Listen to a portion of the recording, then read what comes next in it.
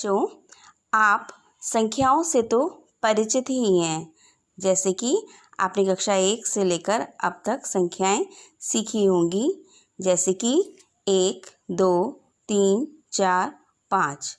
तो ये संख्याएं हमें कब आवश्यकता होती है? जब किसी भी वस्तु को हम गिनते हैं, तब हमें संख्याओं की आवश्यकता होती है।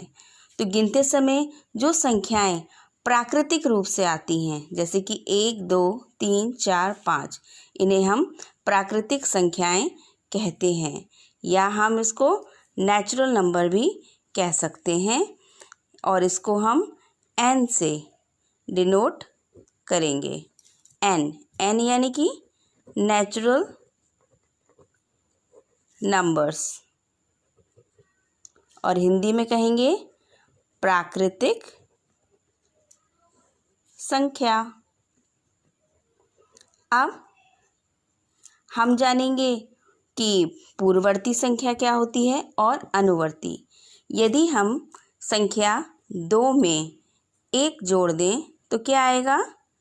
3। तो 2 की अनुवर्ती संख्या क्या हो गई? 3।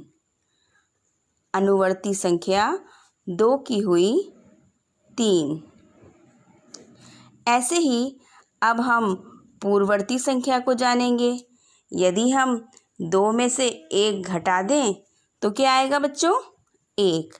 तो 1 क्या हो गई हमारी पूर्ववर्ती संख्या।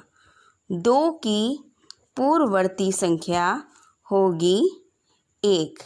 ऐसे ही हम इन संख्याओं को संख्या रेखा पर प्रदर्शित कर सकते हैं, जैसे 1, 2, 3, 4, 5, 6।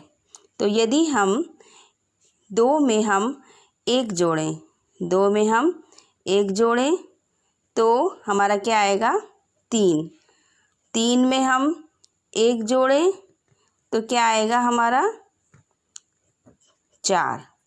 अब ऐसे ही अगर हम 5 में से 1 घटाएं तो क्या आएगा?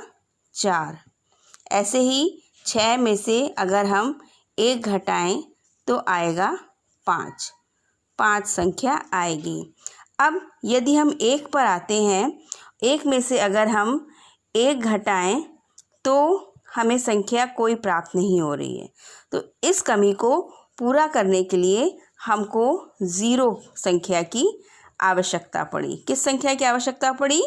0 संख्या की आवश्यकता पड़ी। यानी कि हमने संख्याओं को स्टार्ट किया 0, 1, 2, 3, 4। तो जो संख्याएं 0 से स्टार्ट होकर अनंत तक जाती हैं, इन्हीं को हम पूर्ण संख्याएं कहते हैं। पूर्ण संख्या, या फिर अंग्रेज़ी में हम इसको होल नंबर्स भी कह सकते हैं। होल नंबर्स, पूर्ण संख्याएं 0, 1, 2, 3, 4, ये हैं हमारी होल नंबर्स, पूर्ण संख्याएं। तो बच्चों, आज आपने जाना नेचुरल नंबर्स 1, 2, 3, 4, पूर्ववर्ती संख्या।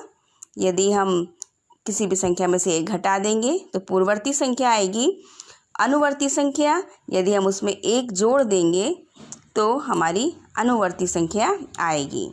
संख्या रेखा हमने जाना, और पूर्ण संख्या जो कि 0 से स्टार्ट होती हैं, 0, 1, 2, 3, 4 और इन्फिनिटी तक, अनंत तक।